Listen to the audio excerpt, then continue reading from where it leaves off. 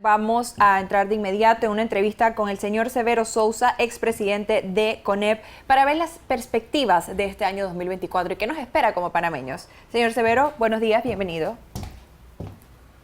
Muy buenos días. Muy buenos días. Usted también es presidente de la Asociación de Usuarios de la Zona Libre, ¿verdad, don Severo?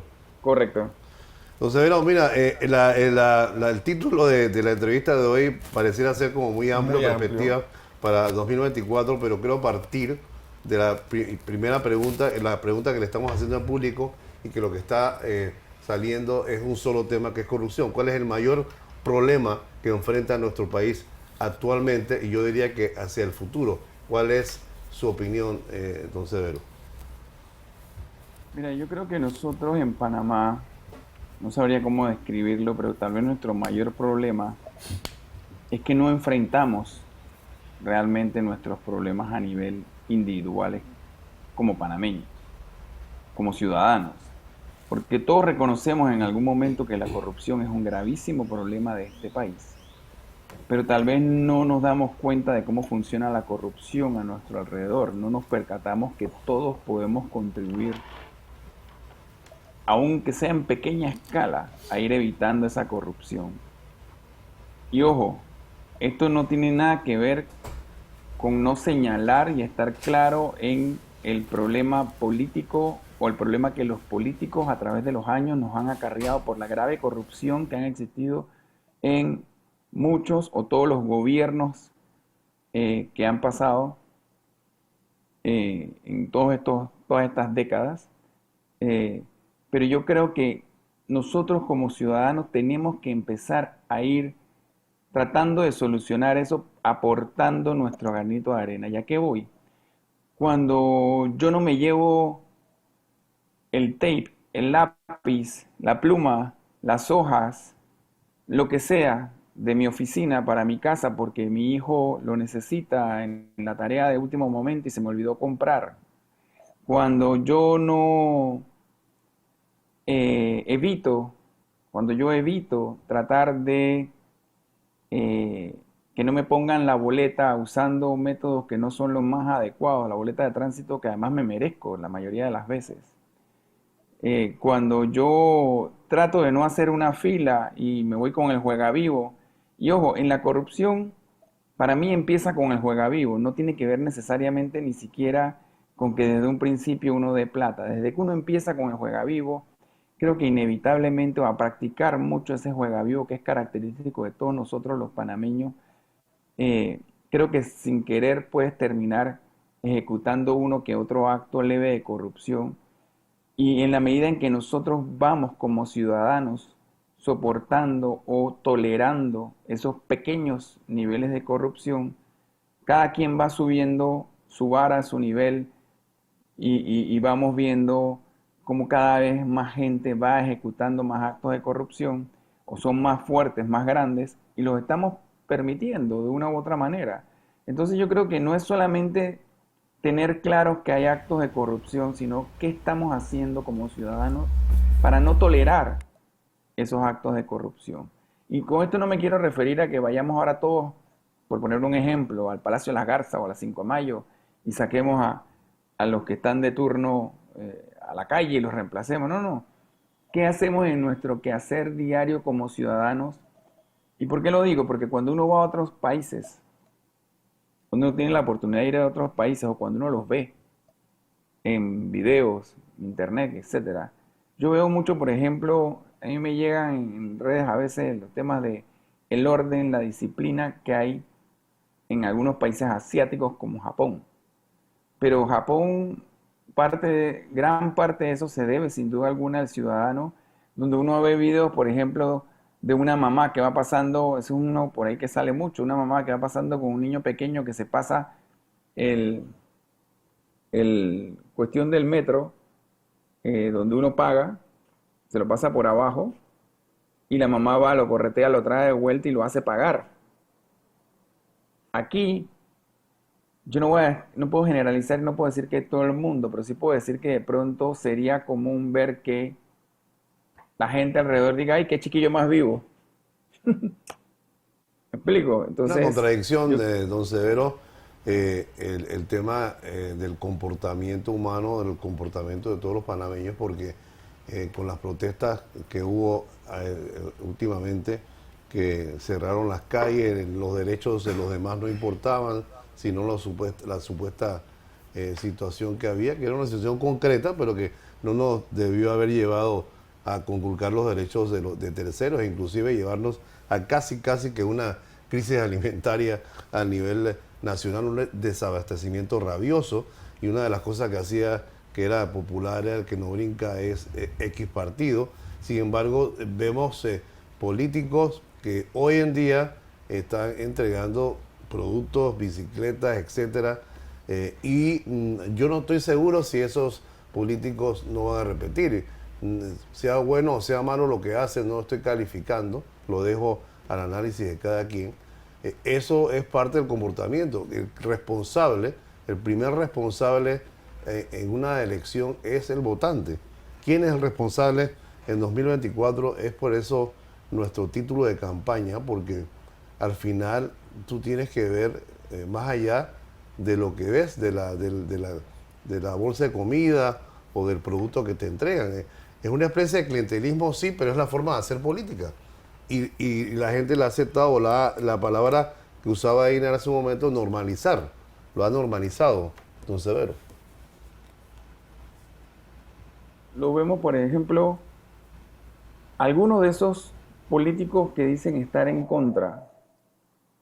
Uno ve o escucha expresiones que también se van normalizando como, oiga, no sea bobo, coja la bolsa de comida y vote por quien usted quiera. Eso es un acto de corrupción, eso es un acto de inmoralidad. Pero se va normalizando que, bueno, si pasan por tu casa repartiendo comida, tú coges la bolsa de comida, tú coges la bicicleta, tú coges lo que sea que te den, tú cógelo, no seas bobo, que después tú votas por quien tú quieras, porque eso es a puerta cerrada y nadie sabe por quién votaste. Entonces, ese tipo de actos que vamos normalizando además como ciudadanos, yo creo que son, que se enmarcan dentro del llamado juega vivo panameño típico, son los que van también normalizando o haciendo que la corrupción sea más tolerable a pesar de que nos quejamos de la misma. Nosotros tenemos que ser más conscientes, como bien dices Alexis, de lo que estamos haciendo, no en el momento, sino hacia futuro. Tenemos que ser más conscientes de que cuando uno vota por un candidato, el que sea, en este país, es por 5 años.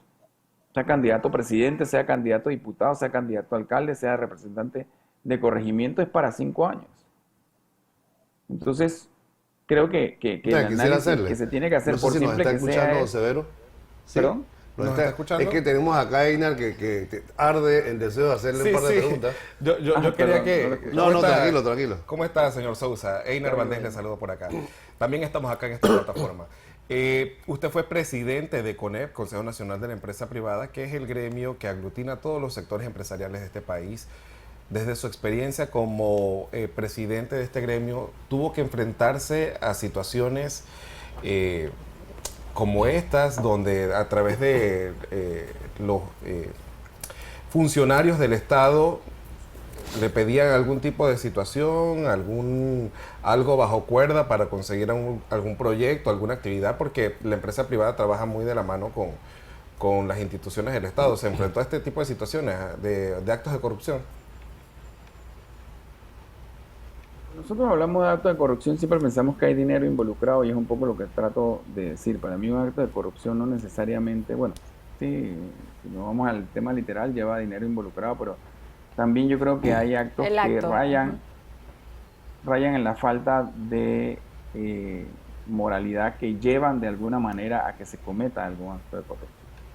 Y eso tiene que ver con que te pidan o te soliciten o te demanden que hagas algún tipo de pronunciamiento en algún momento o algún tipo de acto que vaya a favor de alguna acción que tú consideras que no es la más correcta.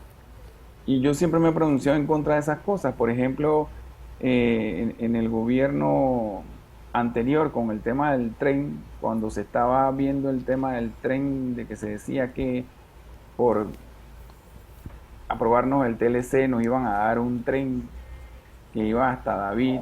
O sea, eso fue crítico y notorio de mi parte, donde yo decía, bueno, que nos expliquen de dónde sale el tren, por qué un tren, quién pidió un tren, para qué queremos un tren, cómo se justifica un tren, cuánto vamos a pagar de un tren que vamos a recibir, a pesar de que sí recibí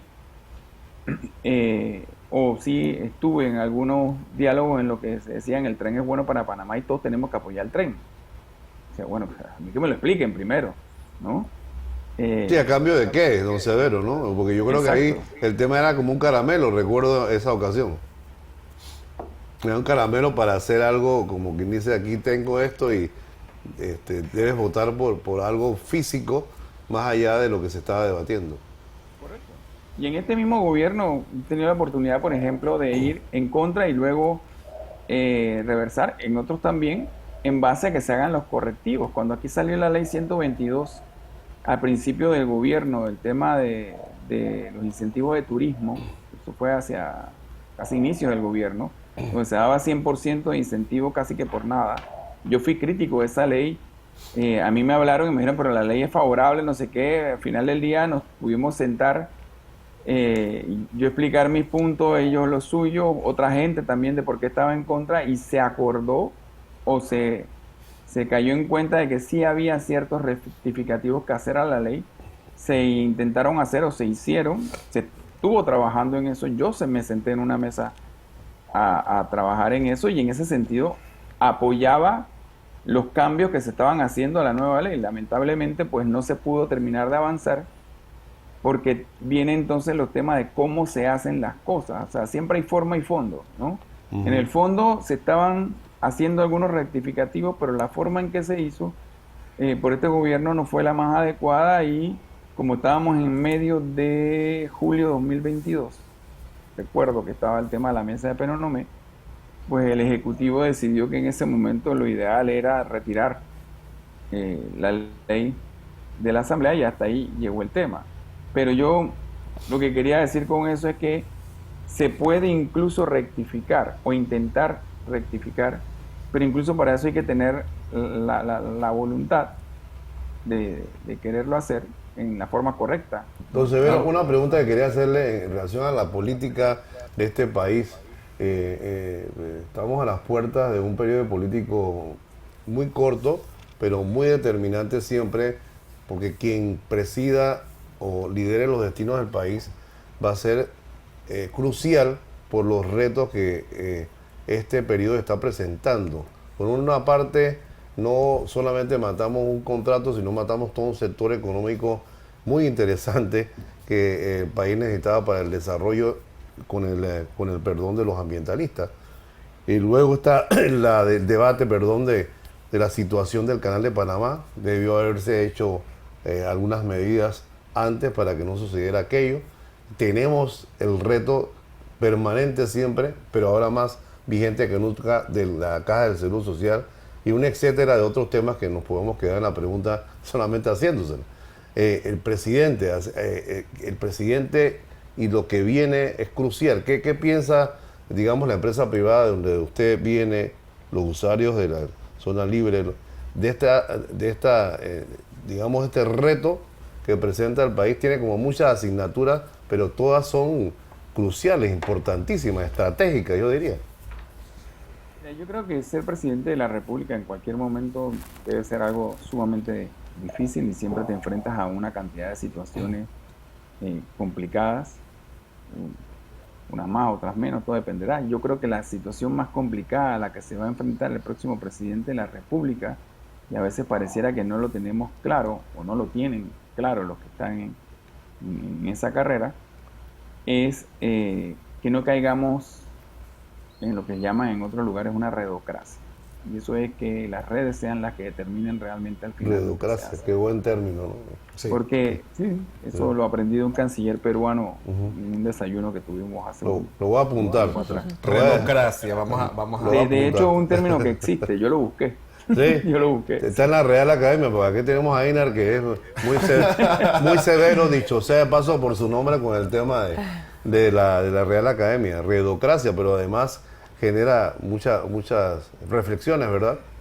Claro, porque al final del día uno escoge un gobierno para que mande, Ujú. un gobierno para que nos lidere y nos lleve por lo que debe ser una buena ruta, un buen sendero hacia lograr una serie de objetivos y desarrollo del país, independientemente, y esto es, y por eso creo que la Constitución habla de buen padre de familia, un buen padre de familia, si bien debe de alguna manera mantener a todos sus hijos bien, no puede en algún momento, porque siempre nos toca, todos los que somos padres de familia, nos toca en algún momento o nos puede tocar sacrificar algún tema en particular para el bienestar de la mayoría de los hijos Pero o la permítanos familia como traducir. tal. Usted cuando habla de redocracia, me parece que conecta lo que sucedió recientemente con la forma en que se gestionó, mala o buena, esta crisis, pero que fue muy, digamos, determinada por una asociación pública que aparentemente parecía insoslayable y que paralizó prácticamente la gestión de gobierno, hasta el punto de que prácticamente sentíamos que ni siquiera había seguridad pública. Gobierno. Eso es lo que se sentía, que no había gobierno, no había seguridad pública, nadie estaba seguro de qué pasaba en los próximos 5 minutos, no voy a decir ni siquiera el próximo día, en los próximos 5 minutos nadie estaba seguro qué iba a suceder, cuál iba a ser el anuncio que iba a salir. De hecho, se decía, el presidente va a salir a dar un anuncio a tal hora, después se corría una hora, media hora, o sea, ese tipo de zozobra. Y el anuncio era más rápido que la espera. Exacto. Sí, lo Entonces, recuerdo. para mí este es el principal problema que tiene el próximo gobierno. El próximo gobierno tiene que recobrar de alguna manera la confianza de la población, no solamente en que se sientan o nos sintamos más seguros, sino convencidos de que ese gobierno nos está y nos va a liderar hacia un mejor futuro. Señor Sousa, a mí también como ciudadano me preocupa y creo que es una situación que debe atender el próximo gobierno, porque este no lo va a hacer y no lo hizo, o lo intentó, pero todo quedó en el intento. Es la situación de la Caja del Seguro Social. El programa de invalidez, vejez y muerte debe, según los estudios, ya se acaban los fondos este año. ¿Qué debe pasar en este caso? ¿Qué propone usted frente a este tema donde hay posiciones extremadamente radicales de las diferentes partes, ¿no? Pues no, a lo mismo, Einar. Este es un tema serio en el que debemos eliminar la demagogia y la política, y yo a la mayoría de los candidatos lo que he escuchado es mucha demagogia, o sea, cuando tú sabes un candidato porque lo trendy, como le llaman, o lo que me da más votos, más popularidad entre lo que llaman la masa electoral, es que yo salga y diga cosas como, de ninguna manera vamos a hablar de, La Caja del de- Seguro Social. no, de ninguna manera vamos a hablar de aumentar La edad de jubilación, la edad de las medidas jubilación, paramétricas. nada de esto. Entonces tú dices, espérate, ¿de qué estamos hablando? O sea, yo no puedo salir y prometer que eso no se va a hacer sin haber siquiera analizado realmente la posibilidad que tengo yo como presidente de la República de utilizar fondos o procurar fondos de otros lugares para que eso no se dé. Entonces, eso es una falta de seriedad. Todos los estudios de la OIT, incluso, y digo la OIT porque fueron los estudios o el análisis que demandó la clase trabajadora, aduciendo que la OIT realmente los representa. Incluso el estudio de la OIT dice que hay que revisar todos estos factores porque no hay forma de que la caja no termine, perdón, el cuestión de IBM termine, el programa de IBM termine en bancarrota, no termine en bancarrota si no se revisan todos estos factores. Entonces, ¿cómo puede un candidato decir así libremente que de ninguna manera eso se va a revisar? Eso me parece irresponsable y una forma demagógica de buscar votos. Entonces, si cuando llegue el presidente que sea que llegue, no va a revisar seriamente todos los factores que influyen o han influido para que el programa IBM esté donde esté, y no se va a hacer seriamente un análisis y no se va a buscar seriamente soluciones al respecto, independientemente, y aquí cabe el tema de buen padre de familia, independientemente de que algún sector de la población esté en contra, pero que va a hacer lo que se necesita para que en el futuro el programa subsista y pueda seguir beneficiando a toda la población panameña. Entonces, por ese candidato yo le diría no voten. No voten porque no van a tener seguro, van a tener candidatos, pero no van a tener jubilación. Sí, es peligroso. Sí, sí, sí. Es encasillarse en un discurso que luego es lo que hace que haya crisis como la que tuvimos recientemente. Obviamente son temas absolutamente diferentes, pero cuando usted habla de redocracia, de eso es que estamos hablando, ¿no? Es un poco navegar a lo que conviene, que decir lo que el oído le conviene escuchar y no lo que debería decirse. O por lo menos si no te quieres comprometer, no decir que vas a tomar decisiones que luego te vas a arrepentir o vas a tener que echar para atrás y vas a encontrarte con un choque dialéctico, ¿no? El programa de IBM es un problema muy serio en este país. En el gobierno de Martín Torrijos la gente de pronto no lo recuerda bien, pero el presidente Torrijos inicialmente intentó plantear él su solución como gobierno, lo cual yo creo que hasta cierto punto como acción era esperada y estaba bien porque era esperada y le tocaba, pero la cometió mal, la hizo mal y la reacción fue fatal. La reacción fue el pueblo en la calle en una convulsión total y entonces afortunadamente tuvo la capacidad de echar para atrás, retiró y dijo, bueno, sentémonos a ver, nos sentamos, hablamos, consensuamos, se hizo unos arreglos, para muchos no los mejores, para otros sí. Al final del día se hizo un arreglo que ha durado y ha permitido que el programa IBM dure casi 20 años. Cuando estaba hecho y se dijo en ese momento, esta solución no dura más de 10 años, hay que revisarla. Pero de ahí en adelante ningún presidente ha querido tomar esa papa caliente y han estado pateando la pelota para más adelante. Y ese es parte del gran problema que tenemos aquí también. Que volviendo al tema, para mí también de la redocracia, por no hacer o por no enfrentar lo que no es popular en ese momento, comienzan a patear la pelota. Nosotros no podemos seguir con gobiernos futbolistas. Nosotros necesitamos. Oye, el día Eso de está la bueno, frase. eso está bueno. Al final, ¿quién mete el gol? Es la pregunta, ¿no? Si se la pasan... No, porque es que No, goles se meten varios. Todos nos meten de otro. gol. Ha sido el expresidente del CONEP y actual presidente de los usuarios de la zona libre, don Severo Sousa. Esperamos que Nos acompañe próximamente presencial. Se venga por acá y nos visite, vea las instalaciones de Choc multimedia, de Choc Radio y de Show de Opiniones y que sigamos conversando estos temas que creo que son la base de la discusión hacia el futuro, nuestro comportamiento primero, cómo vamos a votar y por quién vamos a votar. Gracias, don Severo. Gracias, buenos días. Saludos. Buen día.